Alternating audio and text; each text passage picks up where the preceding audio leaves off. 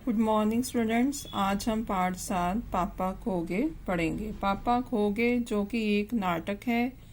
इसके लेखक हैं श्री विजय तेंदुलकर जी। नाटक में जो पात्र हैं, सबसे पहले है बिजली का खंभा है, एक पेड़ है, एक लेटर बॉक्स है, एक कौवा है, एक नाचने वाली है, एक लड़की है छोटी बच्ची और एक आदमी है। तो आइए अब हम पाठ शुरू करते हैं।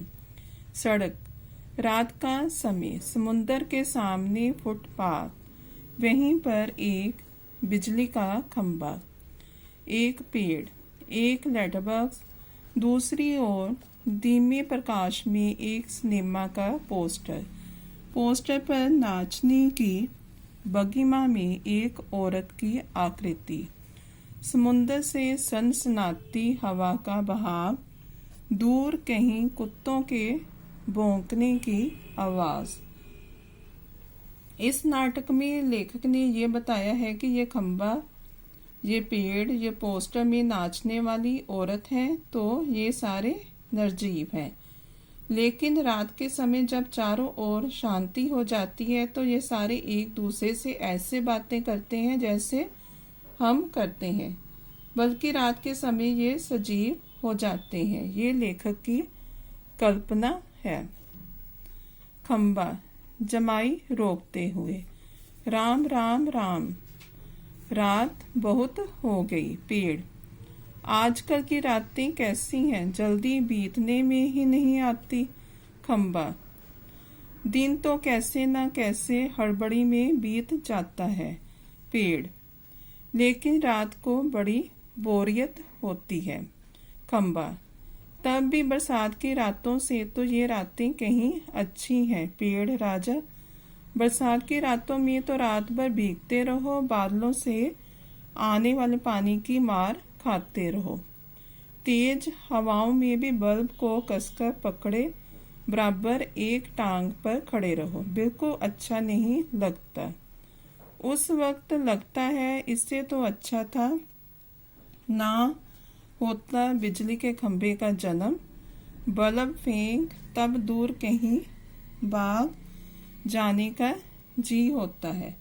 यहाँ पर पेड़ और खंभा अपने दुख सुख की बातें कर रहे हैं। पेड़ कहता है कि उसे दिन अच्छा लगता है, रातें अच्छी नहीं लगती क्योंकि रातें लंबी हैं और बीतती नहीं। और खंभा कहता है कि उसे दिन अच्छा लगता है और रातें भी अच्छी लगती हैं क्योंकि बरसात की रातें उसे अच्छी नहीं लगती, क्योंकि बरसात की रातों में उसे पानी में भीगना पड़ता है और बारिश और हवा से अपने बल्ब को भी बचाना पड़ता है। पेड़, मुझ पर भी एक रात आसमान से गड़गड़ाती बिजली आकर पड़ी थी। अरे बाप रे, वो बिजली थी या आफत? याद आते ही अब भी दिल दग दग करने लगता है। और बिजली जहाँ गिरी थी वहाँ खड्डा कितना गहरा पड़ गया था। खंबे महाराज, अब जब कभी बारिश होती है तो मुझे उस रात की याद हो आती है, अंग थर थर कांपने लगते हैं।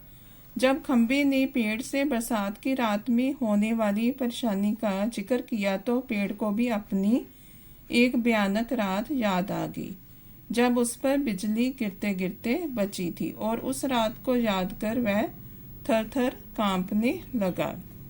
खंबा, मेरी तबीयत ही लोहे की है जो मैं बीमार नहीं पड़ता, वरना कोई भी इस तरह बारिश ठंडी धूप में खड़ा रहे तो जरूर बीमार पड़ जाएगा या नहीं। कितने दिन बीत गए, कितनी रातें, लेकिन मैं बराबर इसी तरह खड़ा हूँ। 6, चुंगी की ये नौकरी भी कोई नौकरी है? पेड़, अपने पत्तों का कोट पहनकर मुझे सर्दी, बारिश या धूप में उतनी तकलीफ नहीं होती, तो भी तुमसे बहुत पहले का खड़ा हूँ मैं यहाँ। यही मेरा जन्म हुआ, इसी जगह, तब सब कुछ कितना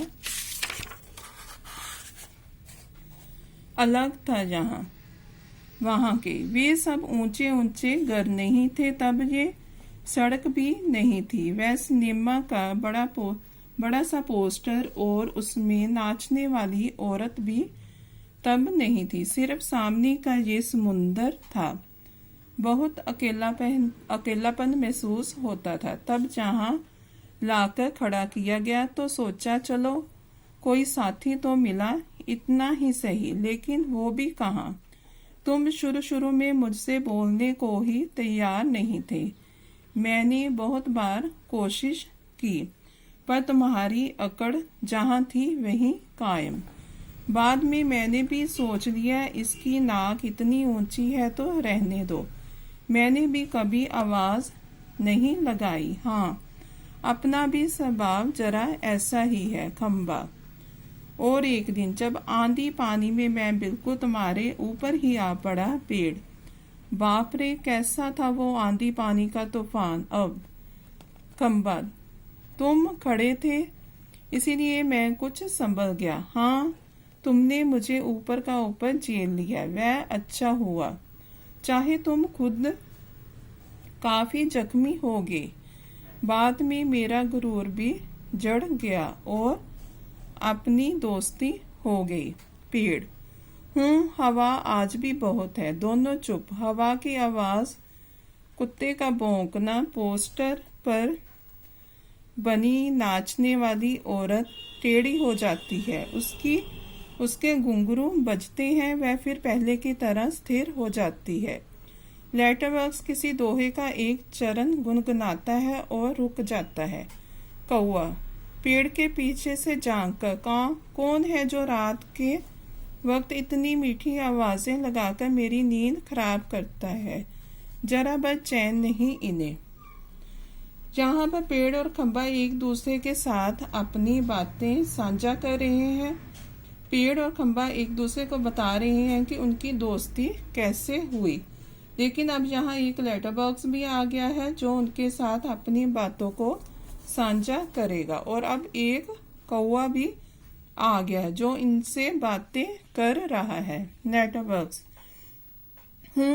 मीठी आवाज में नहीं गाएं तो क्या इस कोए जैसी कर्कश कांव कांव करे।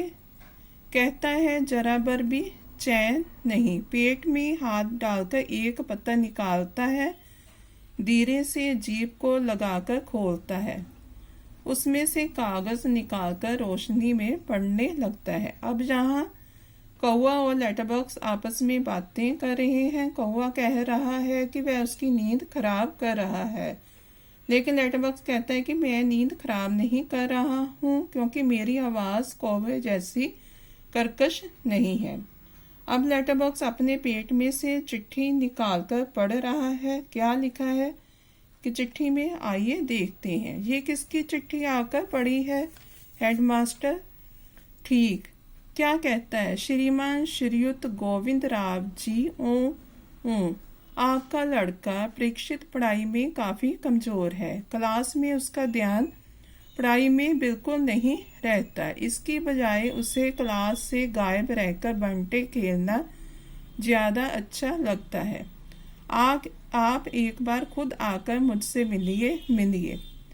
परीक्षित के पापा हेडमास्टर से मिल भी लेंगे तो क्या हो जाएगा? स्कूल में बच्चे पढ़े नहीं, क्लास से गायब रहकर बंटे खेलते रहें। इसका क्या मतलब? फीस के पैसे क्या फोकट में आते हैं? सभी पापा लोग ऑफिस में इतना काम करते हैं, तब कहीं जाकर मिलते हैं पैसे।